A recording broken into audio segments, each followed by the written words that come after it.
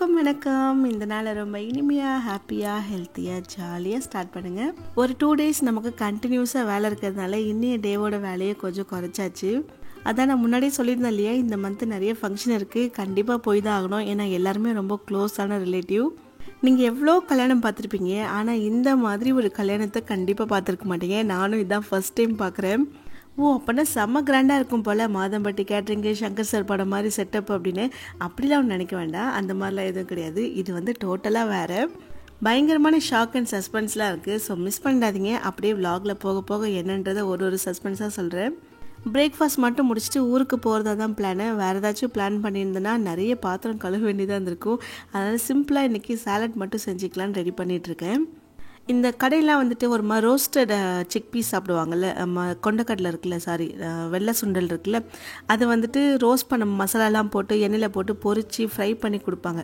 அந்த தால் மிக்சர் அதெல்லாம் கூட போட்டிருப்பாங்க, பார்த்துருக்கீங்களா? அந்த மாதிரி வெள்ளை சுண்டலை வந்து ரோஸ்ட் பண்ணி அதை வந்து சாலட் கூட சேர்த்து செய்ய போகிறேன். பட் அதை வந்து நம்ம ஃப்ரை பண்ணலை, ஓடிஜியில் வந்துட்டு ரோஸ்ட் பண்ண போகிறோம். எப்படின்றது நான் சொல்கிறேன். செம்ம சிம்பிளான ட்ரிக்கு. ஒரு சூப்பரான ஈவினிங் ஸ்நாக்ஸாகவும் நீங்கள் கொடுக்கலாம் பசங்களுக்கு. இந்த சாலட்க்கு என்னென்ன வெஜிடபிள்ஸ்லாம் போட்டேன்றதை சொல்கிறேன். ஃபஸ்ட்டு வெங்காயம் வந்து நல்லா பொடியாக கட் பண்ணி சேர்த்துட்டேன். கூடவே கேரட் வந்து துருவி சேர்த்துட்டேன். கட் பண்ணி சேர்த்தா அது சாப்பிடும்போது நமக்கு கொஞ்சம் டிஸ்டர்பன்ஸாக இருக்க மாதிரி இருக்கும். ஸோ கிரேட் பண்ணி சேர்த்துறது பெஸ்ட்டு. அண்ட் அது கூடவே வந்துட்டு குக்கம்பர் கட் பண்ணி சேர்த்துட்டேன். குக்கும்பர் இல்லை, கியூக்கம்பர். ஏன்னா லாஸ்ட் டைம் லாகில் வந்துட்டு குக்கும்பர்னு சொல்லிட்டு நான் அது வந்து தப்பான ப்ரொனன்சியேஷன், கியூக்கம்பர்னு மாற்றிக்கோங்க அப்படின்னு சொன்னாங்க. ஓகே, மாற்றிட்டா போச்சு. இந்த மாதிரி நானும் ஒரு சிலது கற்றுக்கிற மாதிரி எனக்கும் சந்தோஷமாக தான் இருக்குது. அந்த சாலட்லேயே வந்துட்டு லெட்யூஸ் லீவ்ஸ் போடணும். இந்த பர்கர்லாம் வைப்பாங்கள்ல, அந்த லீவ்ஸ். இப்போ வந்துட்டு சுண்டல் இருக்கு இல்லையா, அதை நம்ம வந்து ஃபஸ்ட்டு பாயில் பண்ணி எடுத்துக்கணும். ஊற வச்சதை ஒரு 5-6 விசில் விட்டு பாயில் பண்ணி எடுத்துகிட்டு அதை வந்துட்டு நல்லா ட்ரைன் பண்ணிவிட்டு இந்த மாதிரி ஒரு கிளாத்தில் கொஞ்சம் நேரம் ட்ரை பண்ணிவிடுங்க. தண்ணி இல்லாமல் இருக்கணும், அந்த அளவுக்கு கொஞ்சம் ட்ரை பண்ணிவிட்டு அதை வந்து ஒரு பவுலில் போட்டு இது கூட ஒரு சில மசாலா மட்டும் சேர்த்தா போதும். ஆலிவ் ஆயில் இருந்தால் பெஸ்ட்டு, ஆனால் என்கிட்ட அது இல்லை. நான் வந்துட்டு கடலை எண்ணெயே சேர்த்துக்கிட்டேன். இது கூடவே கொஞ்சமாக வந்துட்டு கார்லிக் பவுடர், கார்லிக் கண்டிப்பாக சேர்க்கணும், நல்லா டேஸ்ட் கொடுக்கும். அது கூட இன்னும் கொஞ்சம் வந்துட்டு சீரக பொடி சேர்க்கணும். பப்ரிக்கா பவுடர்னு ஒன்று கிடைக்கும், அதுவுமே சேர்த்துக்கலாம், கடையிலே கிடைக்கும். அப்புறம் லைட்டாக சாட் மசாலா கூட கொஞ்சம் உப்பு, இவ்வளோதான். இதை மட்டும் சேர்த்துட்டு நல்லா மிக்ஸ் பண்ணி மேரினேட் பண்ணுறேங்க. இப்போ வந்துட்டு ஒரு ட்ரேயில் ஒரு ஷீட் போட்டுட்டு அதுக்கு மேலே நம்ம ரெடி பண்ணி வச்சுருக்க இந்த இந்த சுண்டலை அப்படியே ஃபுல்லாக நல்லா ஸ்ப்ரெட் பண்ணிடுங்க. ஒன்று மேலே ஒன்று இருக்கக்கூடாது, அப்படியே ஃபுல்லாக ஸ்ப்ரெட் பண்ணியிருக்கணும். இது அப்படியே 180 டிகிரி செல்சியஸில் கரெக்டாக ஒரு 20 மினிட்ஸ் வச்சு எடுத்திங்கன்னா போதும், சூப்பராக ரோஸ்ட் ஆகிடும். இது நான் வைக்கிறேன், அதுக்கப்புறம் ரெடியானது எப்படி இருக்குன்னு காமிக்கிறேன். இந்த மாதிரிலாம் நீங்கள் செஞ்சு ஸ்நாக்ஸ் வந்து ஸ்டோர் பண்ணி கூட வச்சுட்டு கொடுக்கலாம் பசங்களுக்குலாம். இப்போ இந்த சாலட்டில் வந்துட்டு கொஞ்சமாக லெமன் ஜூஸ், அப்புறம் உப்பு, பெப்பர் இது மட்டும் போட்டு நல்லா மிக்ஸ் பண்ணிக்கோங்க. தேவைப்பட்டுச்சுன்னா கொஞ்சம் கொத்தமல்லி, தக்காளி இதுவுமே சேர்த்துக்கலாம், உங்களுக்கு பிடிச்சிருந்தா மட்டும். எப்பயும் இந்த மாதிரி தான் சாப்பிடுவீங்களான்னு கேட்டால் கண்டிப்பாக கிடையாது. சாப்பிடலாம், இது நல்லது தான். இதில் வந்து எந்த ஒரு தப்பும் இருக்க போகிறது கிடையாது, எந்த கெமிக்கலும் இருக்க போகிறது கிடையாது. பட் ஆனால் நமக்கு என்னென்னா, நம்ம இட்லி தோசை இந்த மாதிரிலாம் பிரேக்ஃபாஸ்ட்லாம் சாப்பிட்டு பழகிட்டோமா. ஸோ நமக்கு வந்துட்டு இதையே கொஞ்சம் டெய்லியும் சாப்பிட்டா போர் அடிக்கும் தான். நான் சொன்னேன்ல எப்படி கிறிஸ்பியாக ரெடி ஆயிரும்னு. அதாவது உங்களுக்கு வந்து அந்த கிறிஸ்பினஸ் உங்களை பொறுத்து தான். நீங்கள் சாலட்டில் சாப்பிடும்போது எனக்கு அவ்வளோ கிறிஸ்பி வேணால், கொஞ்சம் மைல்டாக இருந்தால் போதும் அப்படின்னாலும் நீங்கள் அதோடவே ஆஃப் பண்ணி எடுத்துக்கலாம். இல்லை நல்லா மொறுமொறுன்னு வேணும் அப்படின்னாலும் இன்னும் ஒரு 5 மினிட்ஸ் எக்ஸ்ட்ரா வச்சிங்கன்னா சூப்பராக மொறுமொறுன்னு ஆகிடும். இது அப்படியே சாலட் கூட போட்டு நல்லா மிக்ஸ் பண்ணிவிட்டு சர்வ் பண்ணுங்கள். உண்மையிலே சொல்கிறேன், செம்ம ஃபில்லிங்காக இருக்கும். சரி, ஓகே, சிம்பிளான பிரேக்ஃபாஸ்ட் சாப்பிட்டு கிளம்ப வேண்டியதான். இந்த டைம் ஃபங்க்ஷனுக்கு எங்கேயும் வெளியிலாம் போய் மேக்கப் பண்ணிக்கல, நானே தான் பண்ணிக்க போகிறேன். நான் யூஸ் பண்ண போகிறது ஸ்விஸ் பியூட்டியோட லஸ்டர் லிப்ஸ்டிக். இப்போ ரீசெண்டாக 12 ஸ்டன்னிங் ஷேட்ஸில் லான்ச் பண்ணியிருக்காங்க. இது எப்படி ஒர்க் ஆகுதுன்னு நான் காமிக்கிறேன். இது எல்லாமே கண்டிப்பாக உங்களுக்குமே ரொம்ப ஃபேவரட்டான ஷேடாக தான் இருக்கும்னு நினைக்கிறேன். இவ்வளோ ஒரு smooth and luxurious feel. Just ஒரு ஸ்வைப் பண்ணால் போதும், இந்த அளவுக்கு ஒரு பியூட்டிஃபுல் சாஃப்ட் கலர் கிடைக்கிறதுக்கு. உங்களுக்கு ரொம்ப சட்டலாக இருக்கணும்னு நினைக்கிறீங்கன்னா கண்டிப்பாக இது பர்ஃபெக்டாக இருக்கும். ஒருவேளை இன்னும் கொஞ்சம் போல்டு லுக்காக இருக்கணும் அப்படின்னு நினச்சிங்கன்னா இதையே ஒரு 2 டைம்ஸ் நீங்கள் ஸ்வைப் பண்ணிங்கன்னா நல்ல ஒரு போல்டு லுக் கொடுக்கும். நிஜமாவே எனக்கு இது போடுறதுக்கு ரொம்பவே பிடிச்சிருக்கு. இப்படி வச்ச உடனே அப்படியே ஈஸியாக கிளைட் ஆகுது. இதில் வந்து olive oil plus vitamin E இருக்கிறதுனால நம்ம லிப்பை வந்துட்டு எப்பவுமே ஒரு சூப்பர் நரிஷிங்காக வச்சுக்கோங்க. அதே சமயம் ரொம்ப கார்ஜியஸான ஒரு கிளாஸி ஃபினிஷ் கொடுக்கும். சரி, ஓகே, ஃபங்க்ஷனில் கலக்கிறதுக்கு நம்ம ரெடி. ஆனால் முக்கியமான ஒரு விஷயம் சொல்ல மறந்துட்டேன். இந்த லிப்ஸ்டிக் வந்துட்டு த்ரூ அவுட் த டே உங்களுக்கு இருக்கும், கண்டிப்பாக கலையவே கலையாது. அதை பற்றி நம்ம ஒரி பண்ணவே வேண்டாம். ஜஸ்ட் கிளைட், ஷைன், ரிப்பீட், அவ்வளோதான், சிம்பிள் ஃபார்முலா. ஸோ நீங்கள் இதை ட்ரை பண்ண நினச்சிங்கன்னா Swiss beauty website and Nykaa ரெண்டுத்துலையுமே அவைலபிளாக இருக்குது. ஸ்விஸ் பியூட்டி வெப்சைட்டில் பர்ச்சேஸ் பண்ணும்போது ஸ்ரீபிரியா 10 கூப்பன் கோட் கொடுத்தீங்கன்னா 10% டிஸ்கவுண்ட்டோட வாங்கிக்கலாம், மிஸ் பண்ணிடாதீங்க. அப்படியே ஆஃப்டர்நூன் கிளம்பி வீட்டுக்கு வந்துட்டோம். அடுத்த நாள் மார்னிங் வந்துட்டு ஒரு சின்ன கிரகப்பிரவேசம் இருந்துச்சு ஊரில், நம்மளோட வில்லேஜில் தான், பக்கத்தில் வந்து மாமா வீட்டில். அதே அன்னைக்கு இன்னொரு கிரகப்பிரவேசமும் வந்துச்சு, அது வந்து பாண்டிச்சேரியில். 2 பேருமே ஒரே டைமில் வச்சதுனால கண்டிப்பாக போக முடியாது. விழுப்புரம் டு பாண்டி போகிறதுக்கே 1 hour ஆகிடும். அது இந்த ஃபங்க்ஷன் முடிச்சுட்டு அங்கே போகிறதுக்கு கண்டிப்பாக லேட் ஆகிடும். ஸோ இங்கே இருக்கும்போது ஃபஸ்ட்டு இதை அட்டன் பண்ணிவிடுவோம், அதுக்கப்புறம் இதை முடிச்சுட்டு நேராக அங்கே கிளம்பி போயிடுவோன்ற மாதிரி தான் பிளான் பண்ணிவிட்டு ரெடி ஆகிட்டு இருந்தோம். வந்தால் ஒரேடியாக ஃபங்க்ஷன் வந்தது, இல்லைன்னா யாருமே ஃபங்க்ஷன் வைக்க மாட்டாங்களேன்ற மாதிரி தான் தோணுது. நைனுக்கு வந்துட்டு ஒரே குஷி. அவளுக்கு இந்த மாதிரி சோலி, கஃப்தான், இல்லை இந்த சராரா இந்த மாதிரிலாம் ட்ரெஸ் போட்டு அவளுக்கு ரொம்ப பிடிக்கும், பேண்ட்டு டிஷர்ட் விட. அதுலேயும் இந்த ஹிந்தி சாங்ஸ்லாம் வேறு பார்க்க ஆரம்பிச்சிட்டாளா, அதுலேருந்து இந்த மாதிரி அவுட்ஃபிட் தான் வந்துட்டு அவளை ரொம்ப ஃபேவரட் ஆகிடுச்சு. காலையில் இந்த கிரகப்பிரவேசம் வந்துட்டு ஒரு 4:30க்கு வச்சுருக்காங்க. நம்மளால் அவ்வளோ சீக்கிரத்தில் கிளம்பி போக முடியாது, வாய்ப்பே கிடையாது. நான் மட்டும் போகிற மாதிரி எழுந்திரிச்சிட்டு குளிச்சுட்டு சீக்கிரமாக கிளம்பிடுவேன். பட் பாப்பாலாம் தூங்க வச்சுட்டு கிளப்பணும் அப்படின்னும் போது கொஞ்சம் கஷ்டம்தான். ஏன்னா அவளுக்கும் தூக்கம் டிஸ்டர்ப் ஆகிடுச்சுன்னா அன்றைக்கி ஃபுல் டே நம்மளை வச்சு செஞ்சிடுவா, நைன்னு ஏதாச்சும் அழுதுகிட்டே இருப்பாள். அதனால் அவளை கொஞ்சம் தூங்க வச்சுட்டு அதுக்கப்புறம் எழுப்பி ரிலாக்ஸ்டாக கிளப்பி விட்டால் தான் ஃபுல் டே நம்ம கொஞ்சம் தப்பிப்போம். ஒரு 6 கிட்ட இருக்கும், ஒரு 5:45 இருக்கும்னு நினைக்கிறேன் அந்த டைமில். அப்போ தான் கிளம்பணும். நான் ஏற்கனவே ஒரு வீடியோவில் சொல்லியிருந்தாலே, இப்போ வந்து தம்பிக்கு மேரேஜ் ஆனதுலேருந்து வீடு கொஞ்சம் மாற்றிட்டோம், நம்ம வில்லேஜ்லேருந்து இப்போ இங்கே வந்துட்டோம் மாற்றிட்டோம் அப்படின்றதுனால இங்கேருந்து இப்போ ஊருக்கு போகிற மாதிரி இருந்தது. அது ஒரு 20 minutes தான் ஆகும். செம்ம பனி, இந்த ரோடே சுத்தமாக தெரியவே இல்லை. பக்கத்தில் வந்துட்டு இங்கே ஒரு ஆறு இருக்கும், அந்த ஆறு கூட தெரியல, அந்த அளவுக்கு வந்துட்டு ஃபுல்லாக பனி. ஆப்போசிட்டில் வரவங்க பைக்கில் வரதா இருந்தால் அந்த லைட்டை வச்சு கண்டுபிடிச்சிடலாம், ஒரு வேளை சைக்கிளில் வந்தால் சுத்தமாக தெரியல, அந்த அளவுக்கு ஃபுல்லாக மறைஞ்சிருச்சு ரோடு. நீங்கள் ஏற்கனவே இந்த அம்மா வீட்டு விலாக்லாம் போட்டப்போ பார்த்துருப்பீங்க. இந்த இடம் சேம் நம்ம வீட்டு பக்கத்தில் தான் மாமா வீடு. அம்மா வந்து முன்னாடி நாளே இங்கே வந்து ஸ்டே பண்ணிட்டாங்க, அம்மாவும் அண்ணாவும். ஏன்னா அத்தை வந்துட்டு நம்ம வீட்டு எல்லா ஃபங்க்ஷனுக்குமே கூட இருந்திருக்காங்க, எல்லாத்துக்குமே வந்துட்டு முன்னாடி நாளே வந்து எல்லா வேலையும் செய்வாங்கன்னும் போது நம்ம கொஞ்சம் லேட்டாக போனால் தப்பாயிட போகுதுன்னு அம்மாவும் அண்ணா மட்டும் கொஞ்சம் சீக்கிரமே வந்துட்டு கூட எல்லா ஹெல்ப்புமே பண்ணிகிட்டு இருந்தாங்க. அப்படியே நேராக வீட்டுக்கு போயிட்டு அம்மா அழைச்சிட்டு அப்படியே இங்கே வந்துட்டோம். நம்ம வீடு வந்து பக்கத்தில் தெரிஞ்சு பார்த்தீங்களா, அதுதான் வந்துட்டு இந்த தெருவுலேயே ஃபஸ்ட்டு கட்டின மாடி வீடு. ஏன்னா அப்பா சொல்லுவார், அப்போதைக்கு சம்பாரித்து கல் வீடு போய் உட்காரணும். ஏன்னா அதுக்கு முன்னாடி வந்துட்டு ஓடு வீடு, அதுக்கு முன்னாடி வந்து கூரை வீடு. அதாவது அவர் சின்ன வயசில் இருக்கும்போது அப்படி தான் சொல்லுவாங்க. அதுக்கப்புறம் நான்லாம் பிறக்கும்போது வந்துட்டு ஓடு தான் போட்டிருந்தோம் அப்படின்னு சொல்லுவாங்க. நான் பிறந்து ஒரு 5-6 மாதம் இருக்கும், அப்போ தான் வந்துட்டு என்ன பண்ணாங்களாம், பிளான் பண்ணுற ஐடியாவும் வந்துச்சு. அதாவது வீடு கண்டிப்பாக கட்டி ஆகணும் அப்படின்னு சொல்லிட்டு. ஸோ அப்போ பிளான் பண்ண ஆரம்பித்து தான் வந்துட்டு 4 வருஷமாக அந்த வீடை கட்டி முடிச்சுன்னு சொல்லுவார் அப்பா. ஏன்னா கையில் வந்துட்டு அப்போதைக்கெலாம் காசு கிடையாது. ஸோ அப்பப்போ சம்பாரித்து அதை கொஞ்சமாக சேர்த்து வச்சு எப்படியும் 3 வருஷம் ஆயிடுச்சுன்னு நினைக்கிறேன். அப்படி தான் சொல்லுவார் அப்பா, 3 வருஷமாக அந்த வீட்டை நான் கட்டிகிட்டு இருந்தேன் அப்படின்னு. அது வந்து அவருக்கு ஒரு பொக்கிஷம் மாதிரி. அதுவும் இல்லாமல் நான் பிறந்து தான் வீடு கட்டணும் அப்படின்றது வந்துட்டு கொஞ்சம் சென்டிமெண்ட்டாக வேறு பார்ப்பாங்களா, அதை வேறு அடிக்கடி சின்ன வயசுலலாம் சொல்லுவாங்களா, அதில் நமக்கு ஒரு பெருமையாக இருக்கும். இப்போ இல்லை, அப்போது இது வந்துட்டு 95, 96 அந்த மாதிரி டைமில் சொல்கிறேன். பட் இந்த தெருவிலே இப்போ அதுதான் வந்துட்டு கொஞ்சம் பழைய வீடுன்னு நினைக்கிறேன். ஏன்னா நான் மேரேஜ் ஆகும்போது, எனக்கு மேரேஜ் பண்ணும்போது தான் வீட்டுக்கு வந்து கடைசியாக பெயிண்டிங்லாம் பண்ணது. அதுக்கப்புறம் 7 இயர்ஸ்க்கு மேலே ஆயிடுச்சு. இப்போ தம்பி மேரேஜ் பண்ணும்போது கூட வீட்டுக்குள்ளே தான் ஃபுல்லாக பெயிண்டிங் பண்ணாங்க, தவிர வெளியில் வந்துட்டு பண்ணல. பட் சீக்கிரமாக வந்துட்டு அதையும் சரி பண்ணணும். அப்படியே வீடு ஃபுல்லாக பார்த்துட்டேன். 2 பெட்ரூம், அப்புறம் பூஜை ரூம் ஆஸ் யூஷுவல், அப்புறம் ஒரு லிவிங் ஏரியா, பின்னாடி கொஞ்சம் யூட்டிலிட்டி ஏரியா மாதிரி ஒன்று இருக்குது. அதான் இவங்களாம் வந்துட்டு ரொம்ப க்ளோஸான ரிலேட்டிவ் தான். அது எப்படின்னா ரொம்ப பழைய கதையாக கூட, பழைய கதை கிடையாது, எங்கள் பாட்டியோட அண்ணா வீடு இது, அந்த மாதிரி. ஆனால் இப்போ அவங்களாம் யாருமே கிடையாது, எல்லார் வீட்லேயுமே இருந்த பெரியவங்க எல்லாருமே இருந்துட்டாங்க. ஆனால் அப்போல்லாம் வந்துட்டு நான் சின்ன பிள்ளையாக இருக்கும்போது இங்கே தான் ஓடி ஆடி விளையாடிட்டுருப்போம். அதாவது இந்த வீட்டுக்கும் எங்கள் வீட்டுக்கும் ஓடிக்கிட்டே இருப்போம். படிக்க சொன்னால் ஓடுவோம், அதை வீட்டில் உட்காரவே மாட்டேன், ஓடி வந்து இங்கே ஒளிஞ்சிப்பேன். எங்கள் அப்பா ஈவினிங் ஆனால் கண்டிப்பாக தேடுவார், ஹோம்ஒர்க் பண்ணணும்னு சொல்லிட்டு சின்ன வயசில். அப்போ என்ன பண்ணுவேன்னா, என்னடா படிக்க சொல்கிறாங்களே அப்படின்னு ஒரு கடுப்புலேயே என்ன பண்ணுவேன், எந்திரிச்சு ஓடி வந்துடுவீங்க. ஓடி வந்து இங்கே உட்காந்து டிவி பார்த்துட்ருப்பேன், உள்ளே வந்து ஒளிஞ்சிப்பேன். அப்பயும் சொல்லிவிட்டு எங்கள் அத்தைகிட்ட, அப்போல்லாம் கேட்டாருன்னா இங்கே இல்லைன்னு சொல்லிவிடுங்க அப்படின்னு. இது வந்து எப்போனா நான் 4th என்னமோ படிக்கும்போது நினைக்கிறேன். அந்த டைமில் வந்துட்டு வில்லேஜ்லேயே ஒரு மாதிரி ஜாலியாக இருக்கும். ஈவினிங் டைமில் அந்த பக்கத்தில் தாத்தா பாட்டிங்களாம் சண்டை போட்டுக்கிறது, இதெல்லாம் கேட்கும்போது சிரிப்பாக இருக்கும். உங்களுக்குலாம் இவ்வளோ வயசாயும் பாரு, என்ன பேச்சு 2 பேருக்கும் அப்படின்ற மாதிரி தான் இருக்கும். நான் கூட இந்த ஊர் பக்கம்லாம் நிறைய மரம் இருக்கிறதுனால தான் இவ்வளோ பண்ணியிருக்கு போல் அப்படின்னு நினச்சேன். ஆனால் நான் அந்த டைமில் எனக்கு தெரியல. பட் அப்போ வந்து சென்னையிலுமே இதை விட ஜாஸ்தி இருந்துச்சு அப்படின்ற மாதிரி நியூஸில் பார்த்தேன். இந்த ஏர்போர்ட்லாம் கூட ஒரு 40 ஃப்ளைட்ஸ்க்கு மேலெலாம் கேன்சல் பண்ணிட்டாங்க, அந்த அளவுக்கு வந்துட்டு ஒரே பனியாக இருந்ததுன்னு சொல்லிட்டு. அப்போ தான் தெரிஞ்சது, ஓகே இது வந்துட்டு நம்ம ஊரில் மட்டும் கிடையாது, ஆல் ஓவர் தமிழ்நாடு ஃபுல்லாக அந்த மாதிரி தான் இருந்திருக்கு போல் அன்றைக்கின்னு. அப்படியே நேராக போயிட்டு சீக்கிரமாக சாப்பிட்டு கிளம்பணும். ஏன்னா இன்னொரு ஃபங்க்ஷன் இருக்குது சொன்னேன். இந்த கிரகப்பிரவேசம் அப்படின்றதே என் வாயில் அதிகமாக வராத வார்த்தை. அதாவது ஒரு மாதிரி டங் ட்விஸ்டர் மாதிரி இருக்குது அந்த வேர்டு. எனக்கு டக்குன்னு வராது, பேசும்போது ஒரு மாதிரி வாய் குளற மாதிரி ஆகிடும். ஏன்னா இங்கேயே வந்துட்டு டைம் 7க்கு மேலே ஆகிடுச்சுன்னு நினைக்கிறேன். இதுக்கப்புறம் கிளம்பி நம்ம பாண்டி போனோம். அப்புறம் அவங்களும் வேறு கோச்சிப்பாங்க. அவங்களும் ரொம்ப க்ளோஸான ரிலேட்டிவ் தான். அதாவது ஃபங்க்ஷன் வைக்க வேணான்னு சொல்ல, ஆனால் வைக்கிறவங்களாம் ஒரே டைமில் வச்சா நம்ம என்ன தான் பண்ணுறது? இப்போ இங்கே சாப்பிட்டாச்சு, திரும்ப அங்கே போய் சாப்பிடவும் முடியாது.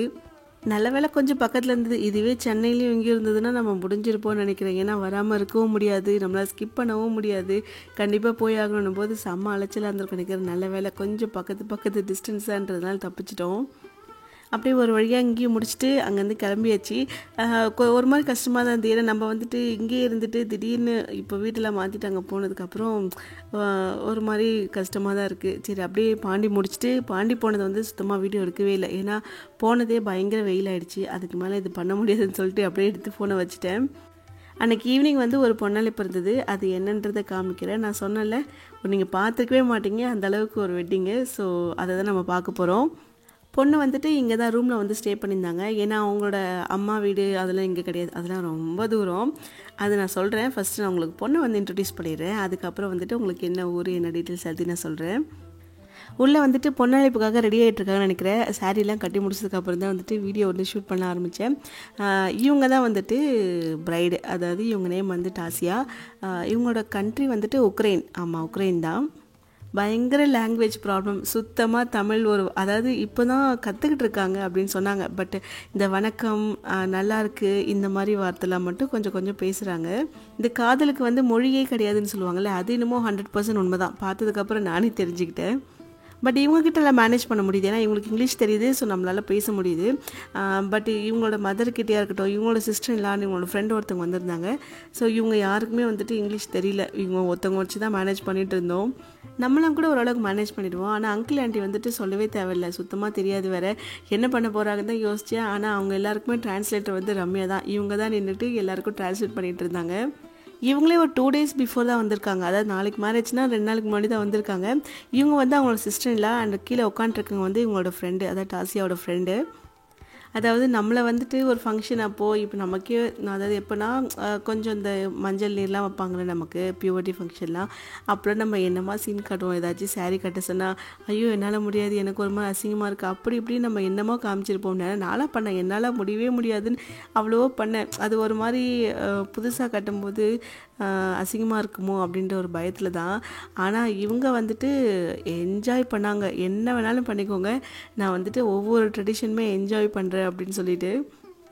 எந்த இடத்துலையுமே என்னால் முடியல, எனக்கு இது வேண்டாம் அப்படின்னு அவங்க சொல்லவே கிடையாது. சாரீ எனக்கு ரொம்ப கம்ஃபர்டபுளாக இருக்குதுன்னு சொல்லும்போது ஓகே அப்போ நீ பழிச்சிப்பம்மா இங்கே அப்படின்னு தான் தோணுச்சு. இந்த நெத்தியில் வந்துட்டு நாங்கள் இந்த சுட்டி வைக்க வேணான்னு தான் நினச்சோம். சரி, ஏன்னா கரெக்டாக அங்கே கொஞ்சம் பின் பண்ணும்போது ரொம்ப பெயினாக இருக்க போது, ஏன்னா இதெல்லாம் ஃபர்ஸ்ட் டைம் அவங்க வேர் பண்ணுறாங்கன்னு நினச்சோம். சரி வேண்டான்னு விட்டுட்டோம். காதில் கழுத்தில் மட்டும் போட்டுட்டு விட்டுட்டோம். அப்புறமா அவங்களாம் கேட்டாங்க, இல்லை இதையும் நான் போட்டுக்கிறேன் அப்படின்னு. சரி ஓகே போட்டுக்கிட்டோம். அப்போ நல்லா இருக்குல்ல என்ன கொஞ்சம் அப்படின்னு சொல்லிட்டு. பட் உக்ரைன்லேருந்து வர்றது கொஞ்சம் கஷ்டம்தான் போல். ஏன்னா இப்போது வார் நடந்துட்டுருக்கிறதுனால அங்கேருந்து ஜென்ட்ஸ்லாம் யாருமே அலோவ் பண்ணல, லேடிஸ் மட்டும்தான் வெளியிலே அனுப்புகிறாங்களாம். ஸோ இவங்களோட அண்ணாவா தம்பியான்னு தெரியல, பட் அவங்க ஒருத்தவங்க அண்ட் அவங்களோட அப்பா, ஸோ இவங்க 2 பேராலுமே வரவே முடியல அப்படின்னு சொல்லியிருந்தாங்க. ஏன்னா வார் நடக்கும்போது அங்கே சோல்ஜர்ஸ்லாம் இருந்துட்டால் கூட ஃபேமிலியில் இருக்க மெம்பர்ஸ் தான் வந்துட்டு அனுப்பிச்சிடுவாங்களாம் வாருக்கு. ஸோ அதனால் எந்த ஜென்ட்ஸுமே அங்கேருந்து வெளியிலே அனுப்ப மாட்டாங்களாம், ஒன்லி லேடிஸ் மட்டும் தான் அலோடுன்னு சொல்லிட்டாங்களாம். ஸோ நம்ம சைடில் பண்ணுறது எல்லாமே அவங்களுக்கு புதுசு தானே. இப்போ நம்ம ஒரு கண்ட்ரிக்கு போகிறோம், அதாவது நம்ம வேறு கண்ட்ரியில் இருக்க ஒருத்தவங்களை மேரேஜ் பண்ணிக்கிறோம் அப்படின்னும் போது நமக்கு எவ்வளோ புதுசாக இருக்கும். அந்த மாதிரி தானே இவங்களுக்கும் ஒவ்வொரு விஷயமும் புதுசு தான். ஈவன் கையில் இருக்க மெஹந்தி கூட அவங்களுக்கு எல்லாமே புதுசாக இருந்து, பட் அவங்களுக்கு எல்லாமே பிடிச்சிருக்கு. அவங்க பண்ணுற ஒவ்வொரு விஷயமும் ரொம்பவே ரசித்து பார்க்குறாங்க. ஸோ தம்பிக்கு நடந்த மாதிரி தான் பொண்ணழைப்பு வந்துட்டு சிம்பிளாக அப்படியே வீட்டிலே வந்துட்டு முடிச்சாச்சு. அதே மாதிரி வெட்டிங்குமே வந்துட்டு மார்னிங் வெட்டிங் வந்து கோவிலில் தான், ரிசப்ஷன் மட்டும்தான் வந்து மண்டபத்தில். ஸோ ரூம்லேருந்து கிளம்பிட்டோம் நைட்டு. டாசியாவோட மதருக்கு வந்து நைனியை ரொம்ப பிடிச்சிது. அதாவது அவ்வளோ அட்டையர் எல்லாமே வந்துட்டு அவங்களுக்கு ஒரு மாதிரி புதுசாக அந்த மாதிரி கலர்ஃபுல்லான ஒரு ட்ரெஸ்ஸு நம்ம வேர் பண்ணுற மாதிரி அவங்க கண்டிப்பாக பண்ணியிருக்க மாட்டாங்க. ஸோ இதெல்லாம் பார்க்குறதுக்கே அவங்க ரொம்ப லைக் பண்ணாங்க. அதுவும் குட்டி பசங்க இந்த மாதிரி ட்ரெஸ் பண்ணும்போது அவங்களுக்கு வந்துட்டு ரொம்ப பிடிச்சிருந்து போல். நைனியை வந்துட்டு விடவே இல்லை. ஸோ அங்கேருந்து அப்படியே கிளம்பி ஸ்ட்ரெயிட்டாக வீட்டுக்கு தான் போனோம். இப்போ வந்துட்டு இப்போ இருக்க டைமில் இந்த லவ் மேரேஜ்ன்றது வந்துட்டு சகஜம் தான், நிறைய பேர் பண்ணுறாங்க அண்ட் எல்லா பேரண்ட்ஸுமே அக்செப்ட் பண்ணுறாங்க, தப்பு சொல்லலை. பட் இன்னமும் சில ஊரில் வந்து ஸ்ட்ரிக்டான பேரண்ட்ஸ்லாம் இருக்காங்க தான். ஏன்னா எவ்வளோ ரியாலிட்டி ஷோ பார்க்குறோம் நம்ம. ஸோ அதை பார்க்கும்போதே தெரியுது இன்னும்மா இப்படிலாம் இருக்காங்க அப்படின்னு. அதாவது ஒரு சில பேர் வந்துட்டு மாறிடுவாங்க, ஏன்னா பசங்களுக்காகவே மாறி தான் ஆகணும். அவங்க அதாவது இந்த படத்தில் ஒரு டைலாக் மாதிரி அவங்க சந்தோஷம் தான் நம்ம சந்தோஷம், அதனால் ஸோ அவங்களுக்கு ஏற்ற மாதிரி மாறிக்கிறாங்க. பட் சில பேர் வந்துட்டு இதுதான் என் ரூல்ஸ், நான் இதை தான் ஃபாலோ பண்ணுவேன் அப்படின்னு சொல்லிட்டு மீசையை முறுக்கிட்டு இருக்கவங்களும் இருப்பாங்க. இன்டர் காஸ்ட் மேரேஜ் நடந்தது, அப்புறம் இன்டர் ரிலீஜன் மேரேஜ் நடந்தது, அதுக்கப்புறம் பார்த்திங்கன்னா இன்டர்நேஷ்னல் மேரேஜும் பார்த்தாச்சு, டிரான்ஸ்நேஷ்னல் மேரேஜ். ஸோ ஃபைனலாக வந்துட்டு இப்படி ஒரு மேரேஜ் நான் ஃபஸ்ட் டைம் இப்போ தான் பார்க்குறேன். பட் வாட் எவர், ஆனால் ஏதோ ஒன்று, பட் பசங்க வந்துட்டு ஹாப்பியாக இருக்கணும்னு சொல்லிட்டு அதையுமே ஏற்றுக்கிறதுக்கு ஒரு மனசு வேணும்ல. ஸோ அதை பொறுத்த வரைக்கும் இதை அக்செப்ட் பண்ணிக்கிற பேரண்ட்ஸ் எல்லாருமே வந்துட்டு கிரேட் தான். இங்கே நிற்கிறவங்க எல்லாருமே நமக்கு ரிலேட்டிவ் தான். இங்கே போயிட்டா போதும், பாசத்துக்கும் பேசுகிறதுக்கும் குறையே இருக்காது. நமக்கு ஃபுல் டே எப்படி டைம் போகுதுன்றதே தெரியாது. வந்து இந்த 2 டேஸில் குயிக்காக அந்த ப்ளவுஸ் ரெடி பண்ணுறதா இருக்கட்டும், சாரீ எடுக்கிறதா இருக்கட்டும், அண்ட் அதை விட முக்கியமாக என்னாச்சுன்னா வெட்டிங்லாம் எப்படி இருக்கும்னு கேட்டிருப்பாங்க போல், வீடியோஸ்லாம் போட்டு காமிச்சிருப்பாங்க. அதில் வந்துட்டு லெஹங்கா பார்த்துட்டு, அதாவது தம்பியோட வெட்டிங்லாம் பார்த்துட்டு இந்த லெஹங்கா மாதிரி தான் எனக்கு வேணும் அப்படின்னு கேட்டிருப்பாங்க போல், ரம்யா போட்டிருந்த மாதிரி. நைட் டைமில் கேட்கவே எங்கே போகிறது, நம்ம அதை எடுத்தது வந்துட்டு சவுகார்பேட்டில் எடுத்தோம். பட் அதுக்குள்ளே இங்கே வர முடியாதுல்ல, அதனால சரி அங்கேயே போய் பார்ப்போம்னு சொல்லிட்டு போனாங்களாம். ஆனால் இவங்களுக்கு வந்து அந்த வெயிட்டு தாங்கலை, எதுனா இவ்வளோ ஹெவியாக இருக்குது ட்ரெஸ்ஸு அப்படின்னு சொல்லிட்டு எனக்கு இது வேண்டான்னு சொல்லிட்டாங்களாம். அப்புறம் இந்த சராரா மாதிரி கொஞ்சம் ஃபுல் ட்ரெஸ் மாதிரி தான் இருக்கும் போல், அந்த மாதிரி கிடச்சிது, ஃபுல் ஸ்டோன் ஒர்க்கோட. பட் அவங்களுக்கு அது ஹாப்பி தான், போட்ட உடனே அவங்களுக்கு செம்மையாக சூட் ஆச்சுன்னு சொன்னாங்க. நானுமே இன்னும் அதை பார்க்கல. இங்கே ஒரு 2-3 டேஸாக டெய்லியும் 3 வேலையும் நலங்குனே போயிட்டுருக்கு போல். ஸோ அதனால் நான் வந்துட்டு இத்தனை பேர் இருக்கும்போது நம்ம எப்படா போய் வைக்கிறதுன்னு யோசிச்சோம். ஆனால் அங்கே இருக்கவங்க யாருமே என்னை விடவே இல்லை. நாங்கள் தானே டெய்லியும் வைக்கிறோம், இன்றைக்கி தானே அந்த ஊர்லேருந்து போய் நீ வைன்னு சொல்லி அனுப்பிச்சி விட்டாங்க. ஒரு மாதிரி ஷையாக தான் இருந்தது இவ்வளோ பேர் முன்னாடி பண்ணும்போது. குங்குமம் மட்டும் வச்சுட்டு அர்ச்சனை மட்டும் போட்டுட்டு வா அப்படின்னு சொன்னாங்க. சரி 2 பேரும் நம்மளோட சின்ன பசங்க தானே, பண்ணுறதுல என்ன தப்பு இருக்குன்னு மனசார வாழ்த்திட்டு வந்தாச்சு. அவ்வளோதான், ஃபைனலாக ஒரு நலங்கு முடிஞ்சிருச்சு. சாரி, ஒரு நலங்குலாம் கிடையாது, இது வந்து 3வது நாள் நலங்குன்னு நினைக்கிறேன். இன்றைக்கி தான் பொண்ணழைப்புனால வீட்டில் வச்சு நலங்கு பண்ணியிருக்காங்க. இதுக்கப்புறம் மார்னிங் மேரேஜ் டைமில் நைட்டு ஒரு 2 மணி இருக்கும்னு நினைக்கிறேன். விடிய காலம் 2-3 மணிக்கெலாம் ஒரு டைம் நலங்கு பண்ணுவாங்க. ஸோ அதுக்கப்புறம் ஸ்ட்ரெயிட்டாக மேரேஜ் தான். நம்ம ஊரில் வந்து பொண்ணுக்குன்னு தனி சீரையே வைப்பாங்க எல்லாத்துக்குமே சரி. ஆனால் இவங்க ஊரில் அப்படியே ஆப்போசிட்டாக இருக்குது. நானே பார்த்து ஷாக் ஆகிட்டேன். பட் அது வந்து அவங்க ட்ரெடிஷன். இது வந்து நம்ம ஊரில் எப்படி நம்ம ஃபாலோ பண்ணுறோமோ அந்த மாதிரி அவங்க ஊரில் ஃபாலோ பண்ணுறாங்க ஒரு சில விஷயத்தெல்லாம். அதை நான் காமிக்கிறேன் என்னென்னு. சீர்ன்றது வந்து ஒரு அன்பளிப்பு, ஒரு கிஃப்ட்டு, அது அவ்வளோதான். அது வந்துட்டு இப்போ ரீசெண்டாக கொஞ்ச நாளாக அது எப்படின்னா, கொஞ்ச நாளாக கிடையாது, ரொம்ப நாளாகவே கூட இருக்கலாம்னு நினைக்கிறேன். ஒரு பெரிய கெத்துக்கு அதுதான் வந்துட்டு ஏதோ பந்தாக்குனே கொடுக்குற மாதிரி இருக்குது. நானும் அது நிறைய வீடியோஸ்லாம் பார்த்து தெரிஞ்சுட்டேன், ஓ இந்த ஊர் பக்கம்லாம் இவ்வளோ தருவாங்க போல் அப்படின்னு. ஸோ இவங்க வந்து கொடுத்த அவங்களோட உக்ரைன் ட்ரெடிஷன்ஸ் என்னென்னு சொல்கிறேன். இது வந்து அவங்களே பண்ணுற இந்த ஹேண்ட்மேட் ஜுவல்லரிஸ். ஸோ ஒன்று அவங்க சொன்னாங்க. பட் அந்த ஆன்ட்டிக்கு வந்துட்டு இங்கிலீஷ் தெரியல. ஸோ அவங்களோட லாங்குவேஜ்லாம் சொல்லிட்டு இருந்தாங்க. அதனால் எங்களுக்கு அந்தளவுக்கு அண்டர்ஸ்டாண்ட் ஆகலை. பட் கொஞ்சம் அதாவது இவங்க சொல்கிறத டாசியா ட்ரான்ஸ்லேட் பண்ணி, டாசியா பேசுகிறத மாப்பிள்ளை வந்து தமிழில் ட்ரான்ஸ்லேட் பண்ணி இங்கே இருக்கவங்க எல்லாருக்குமே சொல்லிட்டு இருந்தார். உக்ரைனோட ஐடென்டிட்டி என்னென்ன, அங்கே என்னென்னலாம் ஃபேமஸாக இருக்குது, அது எல்லாமே ஒரு சின்ன ஒரு ஆல்பம் மாதிரி, அப்புறம் நிறைய இந்த ஃப்ரேம்ஸ் அது இது நிறைய கொண்டு வந்திருந்தாங்க. ஸோ அதெல்லாம் பார்க்க புதுசாக இருந்தது நமக்கு. ஓ இந்த மாதிரிலாம் கூட அங்கே இருக்கும் போல் அப்படின்னு. எப்படி இன்னும் கொஞ்ச நாளாக டாசியாவும் நல்லாவே தமிழ் பேசுவாங்கன்னு நினைக்கிறேன். ஏன்னா இப்போ தான் கொஞ்ச நாளாக தமிழில் ஆன்லைன் கோர்ஸ் வந்து படிச்சுட்டு இருக்கிறதா சொன்னாங்க. அதாவது பேசுகிறதுக்கு மட்டும், எழுதுறதுக்கு இல்லை. ஃபஸ்ட்டு கொஞ்சம் நல்லா பேச தெரிஞ்சுக்கிட்டோம், அதுக்கு மீனிங் தெரிஞ்சு பேச தெரிஞ்சிட்டா போதும் அப்படின்னு சொல்லிட்டு இப்போதைக்கு அதை மட்டும் படிச்சுட்ருக்காங்கன்னு நினைக்கிறேன். ஸோ கல்ச்சர் வந்துட்டு யாரோட இதுவாக இருந்தாலும் நம்ம வந்து அதை ரெஸ்பெக்ட் பண்ணணும். அதாவது நம்ம ஊர், நம்ம ட்ரெடிஷனாக இது நம்மளோட கல்ச்சர் சொல்கிறோம். ஸோ நம்மளை எப்படி அவங்க ரெஸ்பெக்ட் பண்ணாங்களோ அதே மாதிரி அவங்களோட கல்ச்சருக்கும் நம்ம ரெஸ்பெக்ட் கொடுக்கணும். ஸோ அவங்க கொடுத்த வரைக்கும் எல்லாம் ஓகே. ஆனால் அவங்களோட இந்த அன்பளிப்பு கூட கடைசியாக அந்த ஆப்ரான்லாம் கொடுத்தாங்க. எனக்கு அதுதான் ஷாக் ஆகிடுச்சு, ஓ இதெல்லாமா கொடுப்பாங்க அப்படின்னு. பட் நாங்கள் கூட ஓகே இது அங்கேருந்து வந்தோம், இது எல்லாமே ஹேண்ட் பிரிண்ட் ரொம்பவே ஸ்பெஷல் அப்படின்றதுக்காக கொடுக்குறாங்களோன்னு நினச்சேன். பட் இது வந்துட்டு அங்கே நடக்கிற எல்லா வெட்டிங்க்குமே கொடுப்பாங்க போல். ஃபைனலாக அவங்க எல்லாத்தையுமே எக்ஸ்பிளைன் பண்ணி முடிச்சிட்டாங்க. அண்ட் கடைசியாக அவங்க பேசினாங்க. நிஜமாக அது என்னன்றது அங்கே யாருக்குமே புரியல. ஈவன் டாசியா வந்துட்டு கொஞ்சம் ட்ரான்ஸ்லேட் பண்ணாங்க இங்கிலீஷில். ஆனால் அது வந்து மாப்பிள்ளைகிட்ட மட்டும்தான். பட் நம்மளாக வந்துட்டு வாய்ஸ் கொடுத்துக்க வேண்டியதாக நினைக்கிறேன். அதாவது எப்படியோ ஒரு பொண்ணை நம்ம கல்யாணம் பண்ணி கொடுக்கும்போது எந்த அளவுக்கு ஒரு எமோஷனல் ஸ்பீச் இருக்குமோ அந்த மாதிரி தான் இருக்கும்னு நினைக்கிறேன். பட் எல்லா மதர்ஸ்க்குமே அது இருக்கும் தானே. ஸோ கிட்டத்தட்ட அப்படி தான் இருக்குமோன்னு எனக்கு ஒரு டவுட்டு. மேபி இருக்கலாம், இல்லாமலும் இருக்கலாம், இல்லை வேறு ஏதாச்சும் பர்சனலாக சொல்கிறாங்களான்னு தெரியல. ஒருவேளை நான் ஏன் அப்படி கெஸ் பண்ணேன் அப்படின்னா, அதாவது அவங்க பேசி முடிச்சதும் மேபி கொஞ்சம் எமோஷ்னலாக ஒரு மாதிரி அவங்களுக்கு கண்ணெல்லாம் லைட்டாக மாறுச்சு. மேபி அதனால் அப்படி இருக்குமோன்னு எனக்கு ஒரு சந்தேகம். அவ்வளோதான்ப்பா, வேறு ஒன்றும் கிடையாது.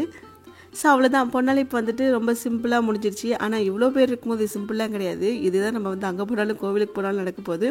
ஸோ அப்படியே வந்துட்டு வீட்டுக்கு வந்தாச்சு. நைட்டு வந்து தூங்கிட்டு ஒரு மார்னிங் 6 to 7:30 நினைக்கிறேன் முகூர்த்தம் டைமு.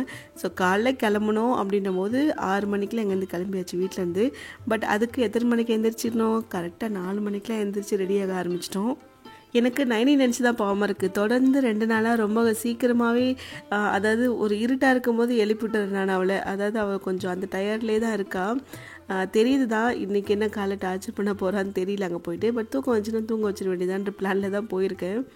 ரொம்ப தூரமும் கிடையாது. இங்கேருந்து ஒரு 1/2 hour ட்ராவல் இருக்குன்னு வச்சுக்கோங்களேன். அந்த மாதிரி தான், 1/2 hour கூட 20 minutes இருக்கும். அந்த அளவுக்கு ஒரு ட்ராவல் தான். பக்கத்தில் ஒரு சின்ன கோவில். ஸோ அங்கேயே வந்துட்டு வெட்டிங் ஃபிக்ஸ் பண்ணிட்டாங்க. நமக்கும் வந்துட்டு கொஞ்சம் ஈஸியாக போயிடுச்சு. ஓகே, கிட்ட இருக்கிறதுனால கொஞ்சம் சீக்கிரமாக வந்துட்டோம். நான் வேர் பண்ணியிருக்க சாரீ வந்து இந்த காம்பினேஷன் என்ன நிஜமாக கிடையவே கிடையாது. அதாவது பிங்க் வித்து க்ரீன், க்ரீனில் இருக்குது, ரெட்டு அந்த மாதிரி தான் வச்சுருக்கேன்னு நினைக்கிறேன். பட் பிங்க் கூட பார்க்கும்போது ரொம்பவே அழகாக இருந்தது. ஆனால் அதே சமயம் அதில் வந்து செக்குடு மாதிரி இருக்கும். அந்த ஜரி கோல்டன் த்ரெட்டில் செக்குடு மாதிரி இருக்கும். அது பார்க்கும்போது ஒரு மாதிரி கொஞ்சம் பழைய ட்ரெடிஷன் மாதிரி நல்லா இருந்தது. சரி, ஓகே, மேட்ச் பண்ணிவிடுவோம். ப்ளவுஸ் வந்து தைக்கலை, அது வேறு ஒரு சாரியோட ப்ளவுஸ் தான். எப்படியோ மேட்ச் பண்ணிட்டேன். ஃபைனலாக பேரண்ட்ஸோட சம்மதத்தோட மேரேஜுமே முடிஞ்சிச்சு. ஸோ எல்லாருமே ரொம்ப ரொம்ப ஹாப்பி. இங்கே ஒரு 20 days இங்கே இருப்பாங்கன்னு நினைக்கிறேன் மேரேஜ் முடிச்சுட்டு. அதுக்கப்புறம் மறுபடியும் கிளம்பிடுவாங்கன்னு நினைக்கிறேன். அதாவது நெக்ஸ்ட் மந்த் வந்துட்டு அவங்களோட கல்ச்சர் படி, அதாவது அவங்க ட்ரெடிஷன் படி அவங்க ஊரில் அவங்களுக்கு ஒரு வெட்டிங் இருக்குது. அதாவது அவங்க சைடில். ஸோ நம்மளால இங்கேருந்து யாராலும் போக முடியாது. மேபி அவங்க பேரண்ட்ஸ் மட்டும்தான் இங்கேருந்து போவாங்கன்னு நினைக்கிறேன். ஸோ ஒவ்வொரு விஷயமும் நம்மளோட மேரேஜ் எப்படி நடக்குமோ அதே மாதிரி நம்மளோட தமிழ் கல்ச்சர் படி தான் எல்லாமே கனெக்ட் பண்ணாங்க. ஸோ ஏன்னா எந்த குறையும் இருக்கக்கூடாதுல்ல. அப்போ பின்னாடி நம்ம ஃபோட்டோஸ்லாம் பார்க்கும்போது ஏன் நமக்கு இது பண்ணல, ஒருவேளை அவங்க எல்லாமே தெரிஞ்சுக்கிட்டு தமிழெல்லாம் கற்றுக்கிட்டு இந்த மாதிரி தான் பண்ணுவாங்க இங்கே அப்படின்னு தெரிஞ்சுக்கப்புறம் ஏன் எனக்கு இது பண்ணலன்னு கேட்டக்கூடாதுல்ல. ஸோ அதெல்லாம் கிடையாது. பட் இருந்தாலும் நமக்கு ஒரு திருப்திக்கு ஓகே, நல்லபடியாக கல்யாணம் முடிஞ்சு அப்படின்ற மாதிரி ஒரு திருப்திக்கு நான் தான் ஆண்டிகிட்ட கிண்டல் பண்ணிகிட்டே இருந்தேன். ஆண்டி, உங்களுக்கு பிரச்சனையே கிடையாதுல்ல, வீட்டில் வந்துட்டு எந்த பிரச்சனையும் வராதுன்னு நினைக்கிறேன். அதாவது சும்மா கூட பேச்சு வாக்கில் ஏதாச்சும் ஒரு கோவமோ அந்த மாதிரி கூட வராது. ஏன்னா 2 பேருக்குமே லாங்குவேஜ் தெரியாது. ஸோ 2 பேருமே ஸ்மைலிங்லேயே ஓட்டிடுவீங்கன்னு நினைக்கிறேன் அப்படின்னு நினச்சேன். ஆமாம், நமக்கு அந்த பிரச்சனை இல்லைப்பா அப்படின்னு அவங்களுமே சந்தோஷப்பட்டாங்க. இந்த ஃபங்க்ஷனுக்கு போகிறதுக்கு முன்னாடி வந்துட்டு ப்ளீட் பண்ணி வைக்கணும்னு நினச்சேன். அதாவது நானில் வெளில கொடுத்து தான் பண்ணணும்னு நினச்சேன்.